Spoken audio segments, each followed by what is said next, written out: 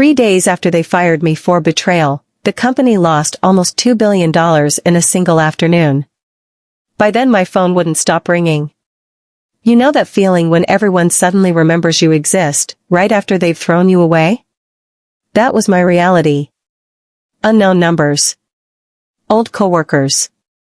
Even executives who used to walk past my desk like I was part of the furniture. All because the one thing I'd been warning them about finally happened. Their precious, shiny empire had a single point of failure. And that single point was me. My name is Arya, and for 3 years I was the lead network security architect at a Fortune 500 tech company called Helix Core. Lead, by the way, sounds impressive. What it really meant was one woman. Holding everything together with duct tape, caffeine, and pure fear. Hold on just a second. Maybe you've never worked in tech or dealt with CEOs and boardrooms. But everyone has faced someone who tried to take advantage of them. This channel is for you, the people who keep receipts, who stay quiet, who move smart, and who let results speak. Tap subscribe now, and let's keep going, it's about to get interesting. When I first joined Helix Core, I was in love with the idea of it. Big glass building. Bright open lobby. People in expensive clothes looking like they were building the future. I remember walking in for my interview in a slightly too big blazer and sensible flats, clutching my portfolio like a shield. Arlo, the VP of technology, met me at reception. Late 40s, charming, the kind of smile that said, "I've learned how to sound like I care." "We're building a world-class security team," he told me in that first interview. "You won't be alone here. You'll lead a specialized group.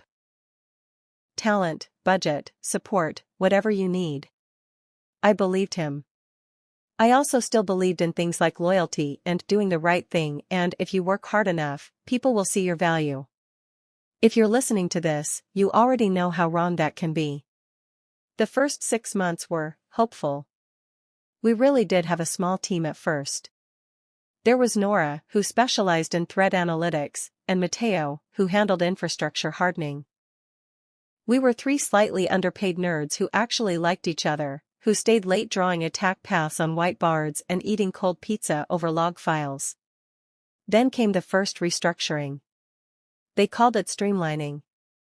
Nora's role was merged with mine. Matteo's position was sunset. Suddenly the team was just me. Temporary, Arlo promised. "We'll hire again once the merger settles." Merger. Another word that sounds strategic and exciting until you're the one who disappears on an org chart. They never hired anyone. The clients grew. The systems multiplied. The attacks got smarter. And still, it was just me. I didn't fully notice how bad it was getting until the first time I forgot to eat for a whole day. I was tracing a weird anomaly across 3 separate servers, jumping between dashboards, SSH windows, and email alerts. At some point, I looked up and the office was dark. The cleaning staff was vacuuming. My stomach growled so loudly the janitor jumped. "You okay?" he asked. "I'm fine," I lied. I didn't feel fine. My hands shook when I typed. My eyes burned. But I was the only one standing between our clients and the people trying to break in. And no one else knew the system like I did. I made it my job to know everything. Every connection. Every dependency. Every brittle little integration holding our systems together. I memorized logs the way some people memorize lyrics. I learned to hear the difference between normal activity and something is wrong just by how quickly the alerts stacked in my inbox. And always in the background, my phone would light up with a different kind of notification. "Are you alive? Still at the office? Don't forget to eat." Those were from Malik. We'd been together for 2 years when I joined Helix Core. At first, he was proud. He'd brag to his friends, "My girlfriend is the one keeping your money safe. She's the firewall." He said it with this cute half-smile that made me feel like a superhero. But superhero hours come with a cost. We used to cook together, watch dumb shows, argue about which takeout place was better. Now, more nights than not, I staggered and past 11 p.m., dropped my bag, and collapsed on the couch with my laptop still open. "Can you at least close it for 1 hour?" he asked once, voice tight with hurt instead of anger. "I just need to finish this patch rollout," I muttered, eyes still on the screen. "Do you even hear yourself anymore?" he said softly. I looked up then. His eyes weren't angry. They were tired. "I'm trying to keep us afloat," I whispered. "No," he replied. "You're trying to keep a company afloat that would replace you in a day." He was wrong, though. They couldn't replace me. That was the problem. And one of the reasons they treated me like I was both priceless and disposable. The first time I saved the company from a catastrophe, it didn't feel like heroism. It felt like drowning slightly slower. A small, strange pattern showed up in our inbound traffic. Most people would have missed it. I almost did. But something about it bothered me, a weird rhythm in the calls, like a heartbeat out of sync. I dug deeper. By the time I found the attack path, it had wormed through 3 layers of our infrastructure. Another 12 hours and it would have reached one of our main client databases. Millions of records. Names. Addresses. Transaction histories. I stayed at my desk for 72 hours. Barely slept. Survived on coffee and Malik sending me food I forgot to eat. I built a new layer of adaptive protection on the fly. Rewrote parts of our detection model. Shut down the threat with maybe 6 hours to spare. When it was over, Helix Core sent me a $500 gift card and a box of branded cookies with a card that said, "You're our rock star. Keep shining." The CEO, who bragged on CNBC about our robust security culture and world-class team, got a 7-figure bonus. I got a gift card I never used. That night, I sat with Malik at our tiny kitchen table, turning the unopened envelope in my fingers. "They gave you that?" he asked quietly. "And a shout-out in the newsletter," I added, trying to sound cheerful. "That's it?" I shrugged. "You saved them from a lawsuit that would have shut them down," he said slowly. "And that's it?" "Maybe it's not about money," I muttered. "Maybe it's about respect," he interrupted. "It's about respect, Arya." He wasn't wrong. But I still went back to work the next morning. It got worse slowly. Quarter after quarter, I requested help. "We need at least 3 more specialists," I told Arlo once, dropping a slide deck in front of him filled with charts and industry benchmarks. He skimmed the first page. "We'll reevaluate after Q4. He said that every quarter. I tried a different tack. "If I get hit by a bus tomorrow," I told him bluntly, "you'll have systemic failures within days. Catastrophic ones within weeks." He frowned like I was being dramatic. "Sounds like we need better documentation," he said. "Not more headcount." "I've submitted documentation plans every quarter," I reminded him. "No time has been approved." "Then work smarter," he said. "Not harder." That was the day something cracked inside me. I walked out of that meeting and straight into the bathroom, locked myself in a stall, and stared at my reflection. Dark circles. Red eyes. Jaw clenched. Who was I doing this for? The answer should have been myself. It wasn't. It was for Arlo. For the CEO. For nameless clients who would never know my name. The next big shift came at a cybersecurity conference in Boston. My travel almost got denied, no budget, until the organizers offered me a speaking slot. Suddenly I was excellent visibility for the brand. My presentation was on adaptive threat response architectures. I didn't name Helix Core, but everyone in the industry knew roughly who I worked for. Afterward, a woman caught me in the hallway. Dark hair.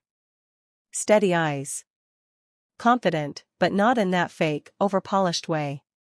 "I'm Vega," she said, offering her hand. "Head of security at Novagate." Our biggest competitor. I've been trying to figure out who designed HelixCore's live response layers, she said. Now I know. I can only talk theory, I replied carefully. Nothing about implementation. She smiled. Relax. I'm not asking you to hand over guarded secrets. I just respect good architecture when I see it. We talked for 2 hours. Not about company secrets. About philosophy. About the difference between patching holes and building systems that bend without breaking. About burnout. Loneliness. How the people who hold everything up are usually the ones no one listens to. It felt good. By the end, she handed me a card. If you're ever interested in advisory work, she said, strictly theoretical, weekends only, no access to live systems, call me. I'll pay you what your brain is worth. The number she wrote at the bottom made my breath catch. For a few weekends of advisory work, I'd make more than a month's salary at HelixCore. I took the card home and showed it to Malik. You should do it, he said immediately. Is that even allowed? I asked, nerves twisting in my stomach. We both know HelixCore doesn't pay you what you deserve, he replied. If it's advisory and clean, and you're careful, why not? I asked HR about side consulting in general terms a week later. As long as it's not on company time and not a direct competitor operation, and you're not sharing confidential info, you're fine, they said. Our lawyers don't want to deal with non-competes. So I said yes. Weekdays, I was HelixCore's invisible shield. Weekends, I was Novigate's quiet oracle. I never touched their live systems. Never logged into any real environment. I reviewed slide decks, threat models, and theoretical designs. I pointed out future failure points, suggested more resilient patterns. For the first time in years, I felt valued. They listened. They asked questions. They paid on time. Malik noticed the difference. You smile when you talk about their stuff, he said one night. You just go quiet when you talk about HelixCore. I feel like a person over there, I admitted. Here, I feel like a plug-in. You know you don't have to stay, he said. I do, I replied. At least until I figure out what leaving looks like. Leaving always feels like a future version of yourself's problem. Until suddenly, it's today. The day everything broke started like any other, too early, too many emails. Edison, the CFO, sent a company-wide memo about cost optimization and resource alignment. HR scheduled 3 mysterious performance review check-ins for the same afternoon. I had a bad feeling. At 2 p.m., I got the calendar invite. Compliance meeting, mandatory, 2:30 p.m., conference room D. No agenda. Just the names, Edison. Finn from HR. And me. My heart sank. Maybe it's good news, Malik texted when I told him. I didn't reply. When I walked into the conference room, they were already seated. A sleek tablet lay on the table between them like an exhibit in a trial. Please sit, Arya, Finn said, folding his hands. I sat. Quiet. Calm. Edison tapped the tablet, and a grainy still frame appeared. It was me. Walking into a downtown building at night. Novigate's building. You could barely read the logo in the frame, but I recognized it instantly. Do you know what this is? Edison asked, voice polite but cold. A horrible screenshot? I said mildly. A private investigator's documentation, he replied. We've received concerning reports about your after-hours activities. He actually said it like that. Concerning reports. Like I was a glitch. Our employment agreement explicitly prohibits working for another company while employed here, Finn added. I checked, I replied. Your policy prohibits operational work for a direct competitor, on company time, with access to confidential information. I did none of that. You don't even have a non-compete clause. Edison blinked once, slow. We don't appreciate employees exploiting technicalities. I don't appreciate employers exploiting people, I said calmly. His jaw tightened. We have a zero-tolerance policy for this kind of betrayal, Finn said. That word. Betrayal. Not the countless nights I stayed until 3 a.m. to fix their systems. Not the birthdays I missed. Not the time I skipped my own anniversary dinner with Malik because of a false alarm. No, the betrayal was me consulting theoretically, cleanly, on my own time, because they never valued what I gave them. You're terminated, Edison said. Effective immediately. He pushed a printed termination letter toward me like a judge passing sentence. Security will escort you to collect your things. I expected to feel shock. Panic. Terror. Instead, I felt something else. Light. I looked down at the paper. Read the words. Heard the roar of blood and my ears calmed to a low, steady hum. You're right, I said. They both paused.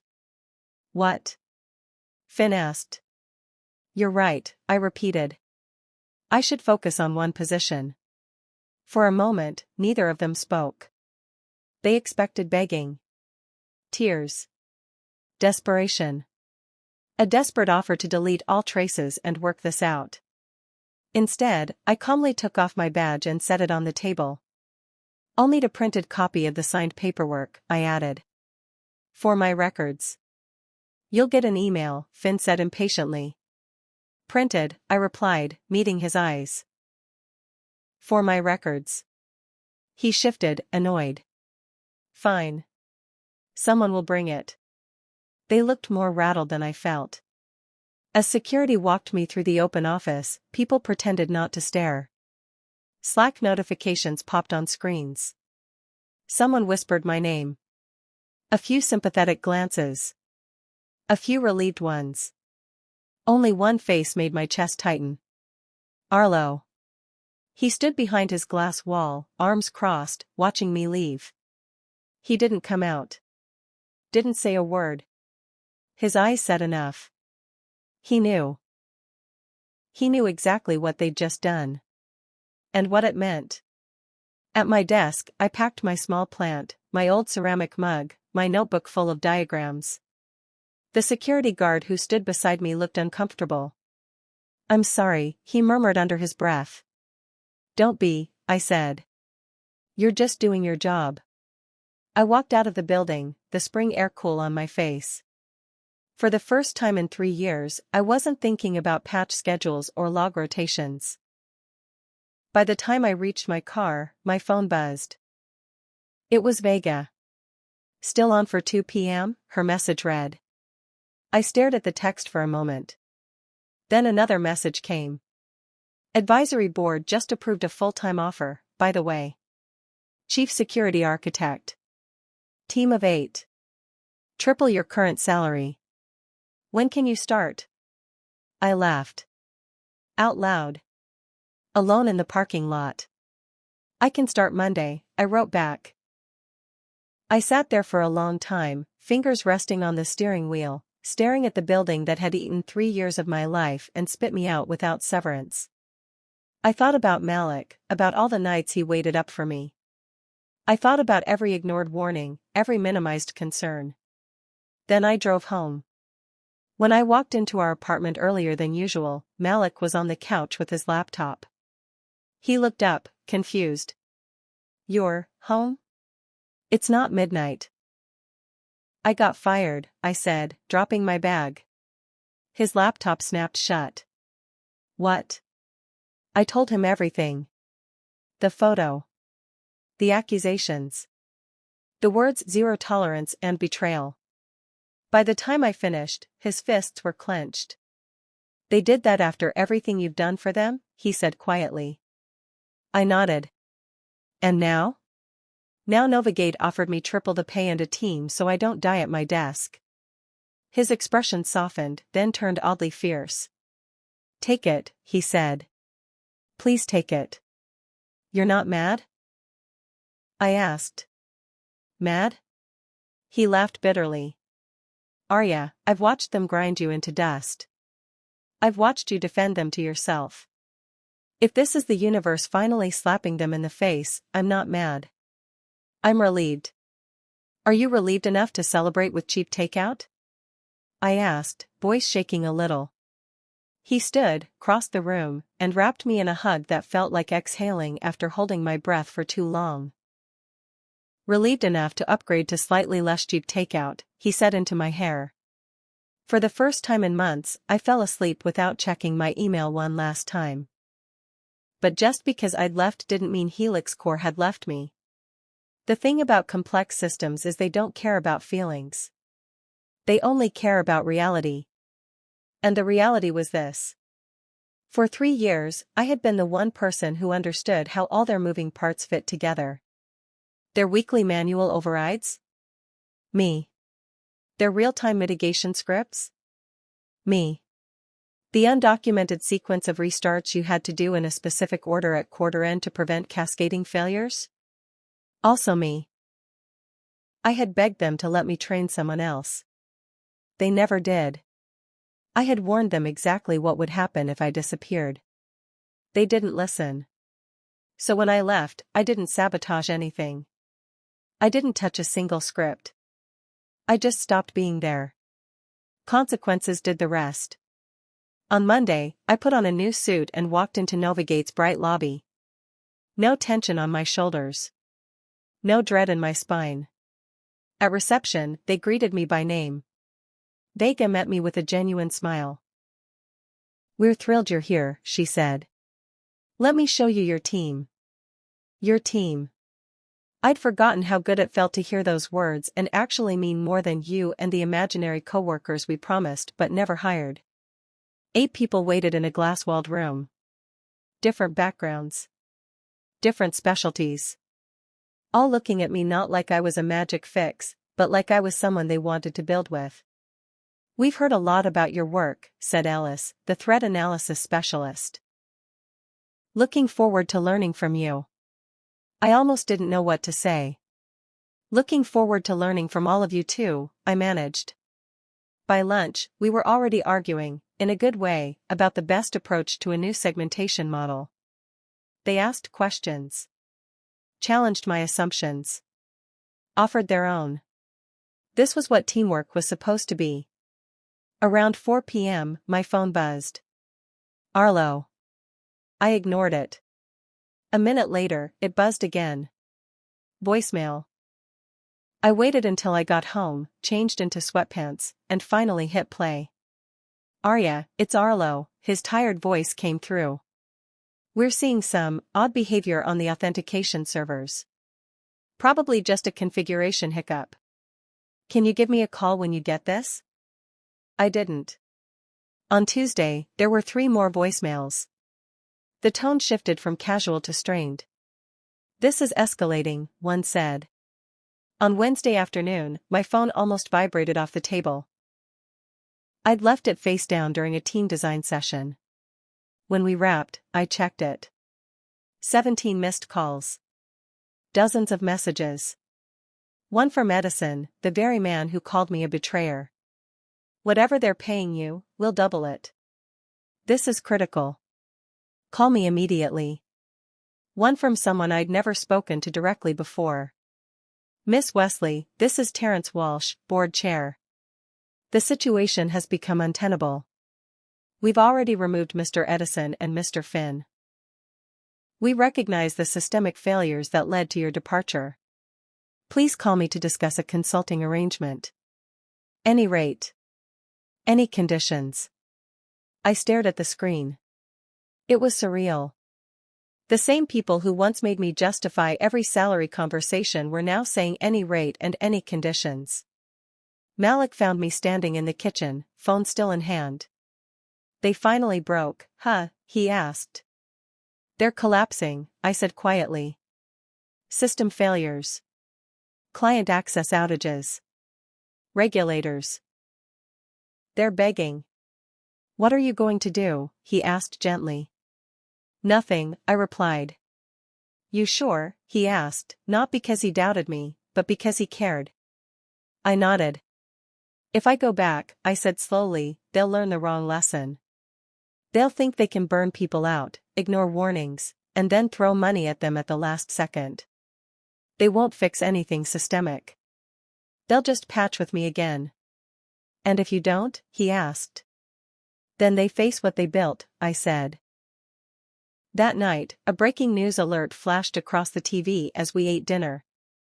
Major financial technology provider experiences catastrophic outage, the anchor said. Millions of customers unable to access accounts. Stock plummets.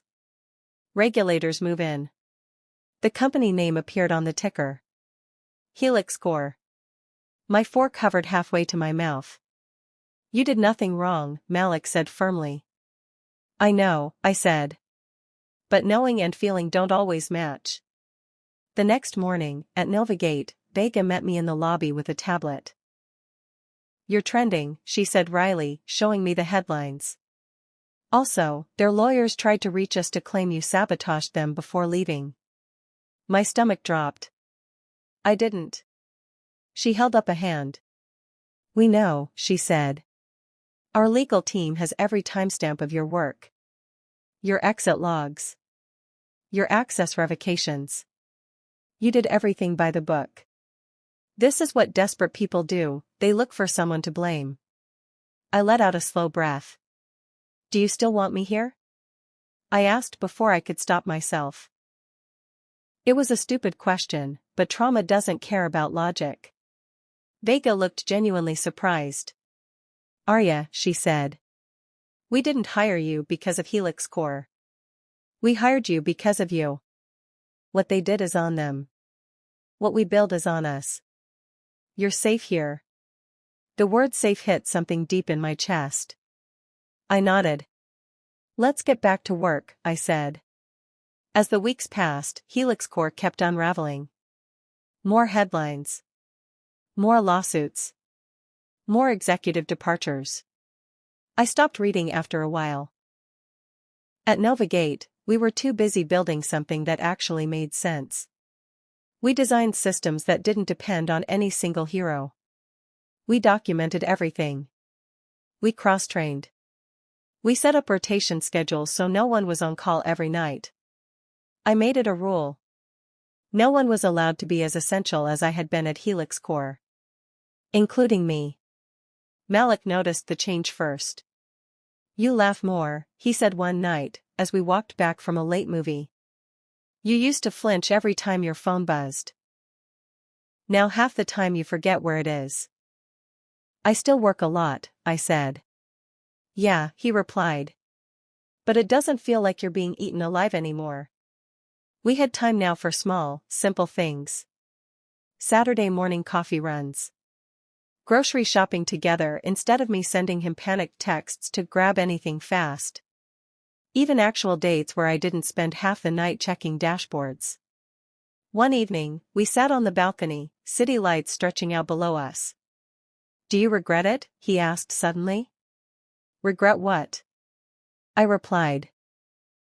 Ever working there. Helix Core, he clarified. If you could go back and change it, would you still take that job? I thought about it. About the nights I wanted to quit. The times I cried in the bathroom at work. The day they fired me like I was garbage. I also thought about what came after. Novagate. My team. The version of myself that finally learned to say no. I regret staying as long as I did, I said finally. But I don't regret leaving. And I don't regret who I became because I left. He smiled a little. That's very you, he said.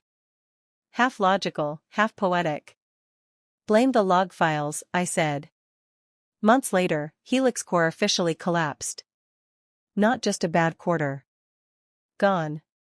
Bankruptcy. Acquisitions. Layoffs. Their logo taken down from the building I used to walk into half asleep and half afraid. I watched a short clip of it in the news one morning. Workers standing outside with cardboard boxes. Someone in a wrinkled suit saying we never could have predicted this.